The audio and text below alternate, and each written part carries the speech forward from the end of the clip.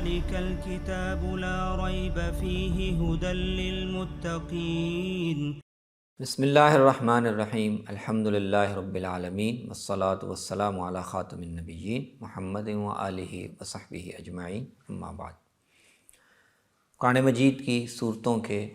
منتخب مضامین کا مطالعہ کر رہے ہیں۔ اس نشست میں ہم سورہ یوسف سے سورہ ابراہیم تک کے منتخب مطالب کا اور آیات کا مطالعہ کریں گے۔ سورہ یوسف اللہ تعالیٰ کے جلیل القدر پیغمبر سیدنا یوسف علیہ السلام کے نام سے منسوب ہے اور اس میں انہی کا واقعہ بیان ہوا ہے۔ آیت نمبر 7 میں اللہ تعالیٰ نے پہلی آیت میں تو یہ فرمایا کہ یہ وہ بہترین قصہ ہے، بہترین واقعہ ہے جو ہم نے قرآن مجید کے ذریعے سے آپ کو بتایا۔ آیت نمبر 7 میں فرمایا کہ اس واقعے میں غور کرنے والوں کے لیے، پوچھنے والوں کے لیے بہت سی نشانیاں ہیں۔ اللہ تعالیٰ اپنے نیک بندوں کو آزمائش میں کیسے ڈالتے ہیں، ان نیک بندوں کا رویہ آزمائش میں کیسا ہوتا ہے، اور اللہ تعالیٰ پھر اس کے بعد ان کو نعمت اور سرفرازی جب عطا کرتا ہے تو اس کی شان کیا ہوتی ہے۔ تو یہ واقعہ اور اس کے مختلف مرحلے اس کی بہت عمدہ تفصیل بیان کرتے ہیں۔ تو آیت نمبر 21 میں اللہ تعالیٰ نے یہ بیان فرمایا کہ اللہ تعالیٰ نے بچپن میں یوسف علیہ السلام کو ایک خواب کے ذریعے سے، جس کی تعویل یا جس کی تعبیر ان کے والد حضرت یعقوب علیہ السلام نے ان کو بتائی، یہ فیصلہ کیا تھا کہ وہ زمین میں ان کو بہت عزت اور سرفرازی عطا کریں گے اور ان کو بہت مقام اور مرتبہ ملے گا۔ تو اللہ تعالیٰ جب یہ فیصلہ کر لیتے ہیں تو ظاہری حالات،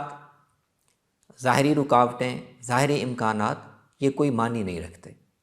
اللہ تعالیٰ اپنے طے کردہ فیصلے کو روبہ عمل کر کے رہتا ہے۔ تو اس کا ذکر فرمایا وَكَذَلِكَ مَكَّنَّا لِيُوسُفَ فِي الْأَرْضِ وَلِنُعَلِّمَهُ مِن تَأْوِيلِ الْأَحَادِيثِ وَاللَّهُ غَالِبٌ عَلَىٰ أَمْرِهِ وَلَكِنَّ أَكْثَرَ النَّاسِ لَا يَعْلَمُونَ کہ یوسف بچپن میں گھر سے کنویں میں پھینک دیے گئے، پھر وہاں سے ان کو غلام بنا کر مصر میں بیچ دیا گیا۔ اب بظاہر یہ حالات، اس میں سرفرازی کے، عزت کے، اقتدار کے کوئی امکانات نہیں تھے، لیکن اللہ نے ان کو غلام کے طور پر صحیح مصر کے ایک باعزت اور صاحب اقتدار گھرانے میں ان کو ٹھکانہ دلوا دیا۔ فرمایا کہ اسی طرح ہم نے یوسف کے لیے زمین میں اقتدار کی راہ ہموار کی، اور اللہ جس معاملے کا فیصلہ کر لیتا ہے وہ اس پر غالب ہوتا ہے۔ امکانات اور حالات اللہ پر غالب نہیں آتے، اللہ ہی ان پر غالب ہوتا ہے، لیکن لوگ ظاہری نظر سے ان چیزوں کو سمجھ نہیں سکتے۔ پھر آگے آیت 39 میں حضرت یوسف علیہ السلام کے کردار کے مختلف پہلو بھی اس صورت میں، اس واقعے میں نمایاں کیے گئے ہیں۔ ان میں سے ایک پہلو، اس کا ذکر تو آیت نمبر 23 میں ہوا ہے، جب سیدنا یوسف علیہ السلام کو ان کے آقا کے گھرانے کی ایک خاتون نے ورغلانے کی کوشش کی، تو یوسف علیہ السلام نے اپنی شرافت اور نجابت اور اپنے کردار کی بنیاد پر کیا جواب دیا۔ تو ذکر فرمایا کہ جب اس نے گناہ کی دعوت دی تو یوسف نے کہا علیہ السلام قال معاذ اللہ انہ ربی احسن مثواي انہ لا یفلح الظالمون، یعنی یہ گناہ تو ہے ہی، اس میں جو بد کرداری ہے وہ تو ہے ہی، لیکن میں اللہ سے اس کی پناہ مانگتا ہوں کہ میرے آقا نے جس کے گھر میں میں ٹھہر رہا ہوں، جس کے گھر میں میں رہا ہوں، اس نے میرے ساتھ بہت اچھا سلوک کیا ہے، اس نے مجھے اتنی عزت دی ہے، تو میں کیسے اس کے ساتھ خیانت کروں۔ تو یوسف علیہ السلام کے کردار کا یہ پہلو قرآن نے نمایاں کیا ہے کہ انہوں نے اپنے آقا اور اپنے محسن کے ساتھ خیانت کو گوارا نہیں کیا۔ اسی کا آگے چل کر جب اس واقعے کی تحقیق ہوئی اور جو خواتین تھیں، اور خاص طور پہ وہ خاتون جس نے ان کو ورغلانے کی کوشش کی، ان کا سارا معاملہ کھل گیا، تو وہاں بھی یوسف علیہ السلام نے اسی بات کا اظہار کیا ذالک لیعلم انی لم اخنہ بالغیب وان اللہ لا یہدی کید الخائنین، یہ میں نے اس لیے تحقیق کروائی واقعے کی تاکہ میرے آقا کو، میرے محسن کو پتہ چل جائے کہ میں نے اس کی غیر موجودگی میں پس پردہ خیانت اس کے ساتھ نہیں کی، اس لیے کہ اللہ تعالیٰ خیانت کرنے والوں کی کوئی تدبیر یا کوئی چال چلنے نہیں دیتے۔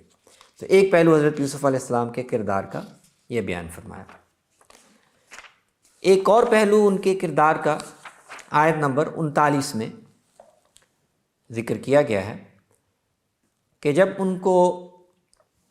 جھوٹے الزام پر جیل میں ڈال دیا گیا اور ان کے ساتھ 2 قیدی اور بھی تھے، اور ان قیدیوں نے ان سے اپنے خوابوں کی تعبیر پوچھنا چاہی، تو یوسف علیہ السلام نے خواب کی تعبیر بھی ان کو بتائی، لیکن اس موقع کو اللہ کی توحید کی دعوت کے لیے بھی استعمال کیا۔ پہلے ان کو خدا کی توحید کی دعوت دی، شرک کی جس گمراہی میں وہ پڑے ہوئے تھے اس کی حقیقت کو واضح کیا، اور بڑے ہی لطیف اور بڑے ہی عمدہ اسلوب میں ان کے سامنے شرک کی حقیقت کو واضح کیا۔ تو آیت نمبر 39 میں اور 40 میں ان کی دعوت کا ذکر ہے۔ یوسف علیہ السلام نے کہا کہ دیکھو، تم اپنی طرح طرح کی ضرورتوں اور حاجات کے لیے کبھی ایک دیوتا کے در پر، کبھی دوسرے دیوتا کے در پر، کبھی اور کسی دیوتا کے در پر، تو یہ بتاؤ کہ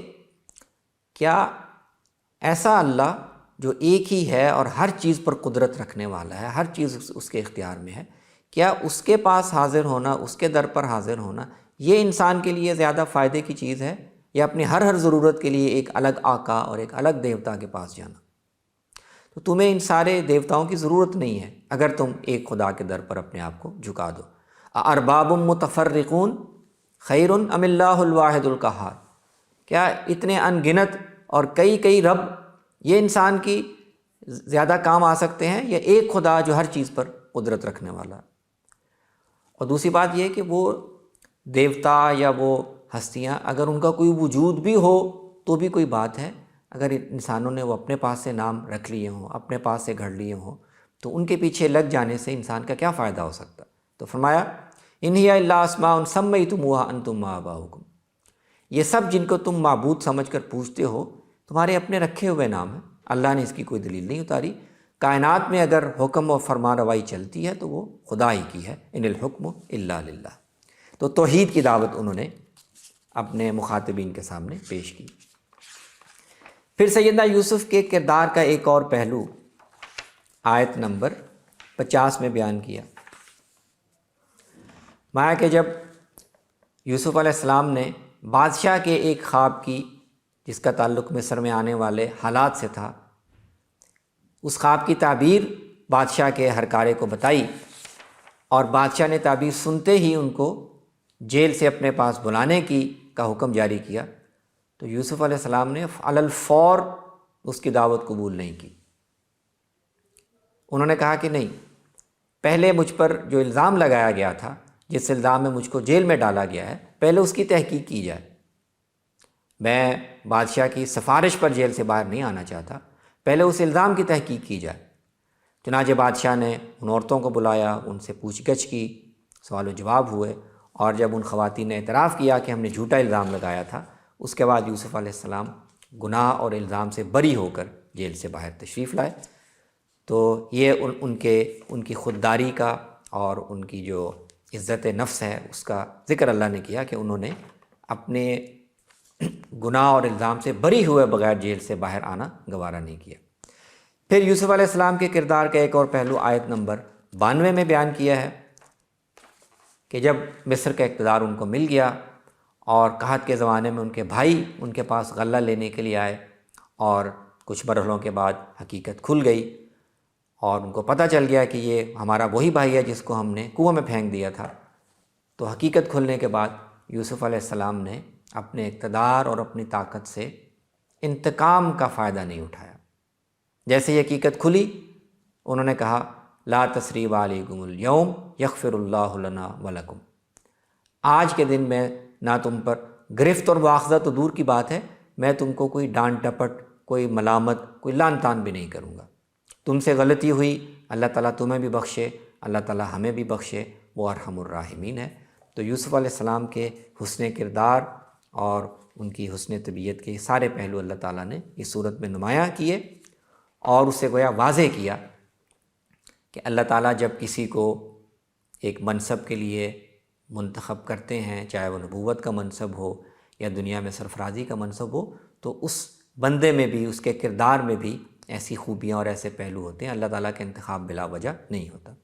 تو سورہ یوسف میں یہ سارے پہلو ذکر کیے گئے۔ سورۃ الرعد کی آیت نمبر 19 میں اللہ تبارک و تعالیٰ نے یہ بیان کیا ہے کہ حق کے راستے پر چلنے والے اور باطل کا انتخاب کرنے والے، ان کے کردار میں کیا فرق ہوتا ہے۔ تو یہ انسان کی شخصیت اور اس کا کردار ہوتا ہے جس سے یہ طے ہوتا ہے کہ وہ حق کا انتخاب کرے گا یا باطل کا۔ تو فرمایا افمن یعلم انما انزل الیک من ربک الحق کمن هو اعمی انما یتذکر اولو الالباب۔ کیا وہ دو طرح کے لوگ برابر ہو سکتے ہیں، جن میں سے ایک تمہاری طرف اتارے گئے حق کو پہچانے اور جانے، اور دوسرا وہ جو اندھا بن کر اس سے روگرداں ہو جائے، اس سے اعراض کر لے۔ تو نصیحت حاصل کرنے کا کام یہ اہل عقل کرتے ہیں، جن کے دل زندہ ہو ہیں، جن کا دماغ بیدار ہو، اور جو جواب دہی کا احساس رکھتے ہوں، جن کے اندر ذمہ داری کا احساس ہو۔ فرمایا کہ یہ جو اولو الالباب ہوتے ہیں، جو ایمان کی طرف لپکتے ہیں، یہ وصف ان کے کردار میں بھی نمایاں ہوتا ہے۔ ایمان صاحب کردار لوگ ہی انتخاب کرتے ہیں۔ تو ان کا کردار کیا ہوتا ہے؟ یہ اللہ کے ساتھ کیے ہوئے عہد کو پورا کرتے ہیں، وعدے کو نہیں توڑتے، جن چیزوں کو اللہ نے جوڑنے کا حکم دیا ہے ان کو جوڑ کر رکھتے ہیں، اور برے حساب سے ڈرتے ہیں، ان کو جواب دہی کا احساس ہوتا ہے، اور جو اللہ کی رضا چاہنے کے لیے ثابت قدم رہتے ہیں، مشکلات میں پابرجا رہتے ہیں، نماز قائم کرتے ہیں، اللہ کے دیے ہوئے مال میں سے خرچ کرتے ہیں، چھپے ہوئے بھی اور علانیہ بھی، اور لوگوں کی برائی اور برے سلوک کا بدلہ اچھے سلوک کے ساتھ دیتے ہیں۔ یہی لوگ ہیں جن کے لیے آخرت کا اچھا انجام ہوگا۔ تو ایمان کا اور انسان کے کردار کا آپس میں بڑا گہرا تعلق ہے۔ سورہ ابراہیم میں آیت نمبر 21 میں اللہ تعالیٰ نے بیان فرمایا کہ دنیا میں انسانوں کو گمراہ کرنے کی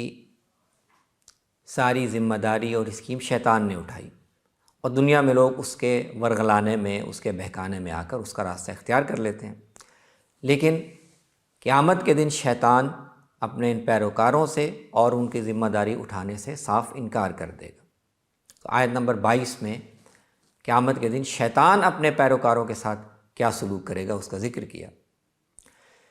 فرمایا وقال الشیطان لما قضی الامر ان اللہ وعدکم وعد الحق ووعدتکم فاخلفتکم وما كان لي عليكم من سلطان الا ان دعوتكم فاستجبتم لي فلا تلوموني ولوموا انفسكم ما انا بمصرخكم وما انتم بمصرخي انی کفرت بما اشرکتمون من قبل ان الظالمین لهم عذاب علیم۔ جب حساب کتاب کے بعد فیصلہ کر دیا جائے گا، لوگوں کو ان کا ٹھکانہ اور انجام بتا دیا جائے گا، تو شیطان اپنے پیروکاروں سے کہے گا کہ دیکھو اللہ نے تم سے جو بات کہی تھی وہ سچ تھی، میں تم سے جو وعدے کرتا تھا وہ جھوٹے تھے، لیکن میں تمہیں جھوٹے وعدوں سے ہی بہلا سکتا تھا، مجھے تم پر کوئی اختیار نہیں دیا گیا تھا کہ میں زبردستی تمہیں اپنے راستے پر چلا لوں۔ میں تو تمہیں بہکا ہی سکتا تھا، تمہیں بلا ہی سکتا تھا، میں نے بلایا، تم نے میری بات مانی۔ تو مجھے لان تان نہ کرو، مجھے ملامت نہ کرو، خود کو ملامت کرو، تم خود اپنے اس انجام کے ذمہ دار ہو۔ آج نہ میں تمہارے کسی کام آ سکتا ہوں، نہ تم میرے کسی کام آ سکتے ہو۔ تم نے اس سے پہلے مجھے جو شریک ٹھہرایا، میری پیروی کی، میں اس کا انکار کرتا ہوں، اور ظالموں کے لیے دردناک عذاب ہے۔ تو کفار کو یہ منظر دکھا دیا گیا کہ جس کے پیچھے تم چل رہے ہو، جس کے بتائے ہوئے راستوں پر چل رہے ہو، وہ قیامت کے دن کیسے تم سے برات اور لا تعلقی کا اعلان کر دے گا۔ سورہ ابراہیم میں ہی آیت نمبر 35 میں اللہ تعالیٰ نے حضرت ابراہیم کے ان دعاؤں کا ذکر کیا ہے کہ جب انہوں نے مکہ شہر کو آباد کیا، یہاں پر اللہ کا گھر تعمیر کیا، اور اس کے بعد اپنی اولاد کو یہاں بسایا، تو اللہ سے دعا کیا کی۔ تو فرمایا وَإِذْ قَالَ إِبْرَاهِيمُ رَبِّ اجْعَلْ هَذَا الْبَلَدَ آمِنًا وَاجْنُبْنِي وَبَنِيَّ أَن نَّعْبُدَ الْأَصْنَامَ۔ انہوں نے دعا کی کہ یا اللہ یہ شہر جس میں نے اپنے اولاد کو بسایا اس کو امن والا بنا، ان لوگوں کو امن حاصل رہے، اور تیری عبادت کے لیے ہم نے یہاں گھر تعمیر کیا ہے، تو پروردگار مجھے اور میری اولاد کو بتوں کی عبادت سے بچانا۔ ابراہیم علیہ السلام نے کہا پروردگار ان بتوں نے اس سے پہلے بھی بے شمار لوگوں کو گمراہ کیا ہے، شیطان اب بھی اپنے کام پر لگا ہوا ہے،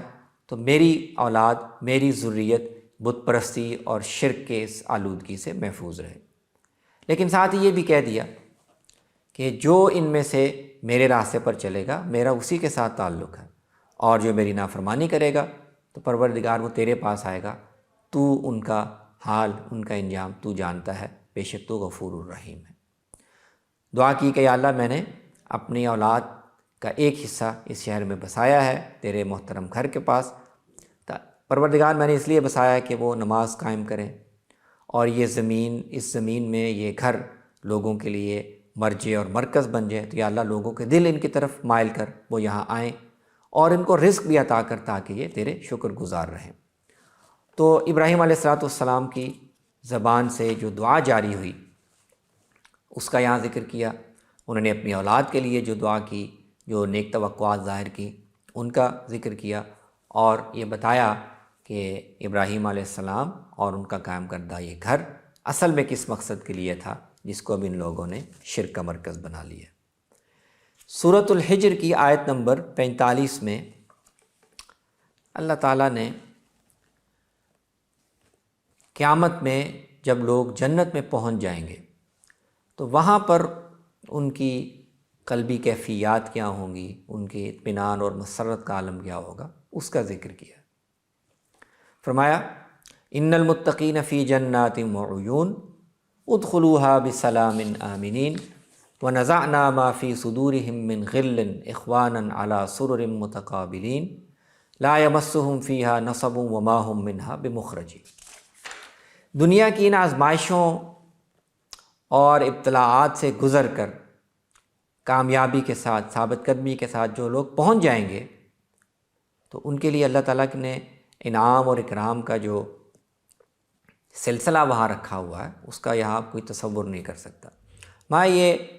باغات میں ہوں گے، چشموں کے اندر ہوں گے، ان سے کہا جائے گا کہ سلامتی کے ساتھ اس میں داخل ہو جاؤ اور ہمیشہ کے لیے امن حاصل کر لو، اب تمہیں کسی چیز کا خوف نہیں ہے۔ ماں دنیا میں ان کے دلوں میں انسانی کمزوری کی وجہ سے جو کچھ تھوڑا بہت ایک دوسرے کے لیے کوئی کینہ، کوئی حسد، کوئی رقابت ہو سکتی تھی، اللہ تعالیٰ جنت میں اس سے ان کے دلوں کو پاک کر دیں گے۔ جنت میں سب جنتی ان کا رشتہ ایک دوسرے کے ساتھ بھائیوں کا ہوگا، وہ عزت اور اکرام کے ساتھ تختوں پر ایک دوسرے کے آمنے سامنے بیٹھے ہوں گے، خوش گپیاں کریں گے، باتیں کریں گے، اللہ کی نعمتوں سے لطف اندوز ہوں گے۔ ان کو نہ وہاں پر کوئی مشقت اور محنت کرنی پڑے گی، اور سب سے بڑی بات یہ ہوگی کہ یہ انعام اور یہ اکرام ہمیشہ کے لیے ان کو حاصل ہوگا۔ لا یمسہم فیہا نصب وما ہم منہا بمخرجین۔